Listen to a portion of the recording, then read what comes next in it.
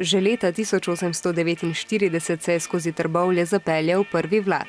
In to ni naključje. Saj so Trbovlje zrasle na temeljih rjavega premoga in so se ob njegovem izkoriščanju razvile in širile.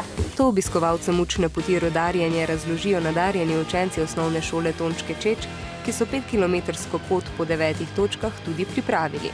Točke so bile določene in vsak je mogel za to točko si izluščiti ven pomembne stvari. Smo se tudi mogli naučiti zgodovino nekako, da lahko zdaj predstavljamo drugem, pa tudi kaj pričakujemo, da bi se še v prihodnosti razvili. 13 učencev je poskrbelo, da so obiskovalci na 9 postojankah izvedeli veliko o okoliških rastlinah in zgodovini kraja. Osmošolci pa so se tokrat prvič znašli v novi vlogi vodnikov. Se je hitro prijelo ime Južna železnica. Sem živčen, sam tako ali pa tako malo moraš biti. Tega, ker se čutiš odgovornega, da moraš nekaj povedati, pa da te drugi razumejo.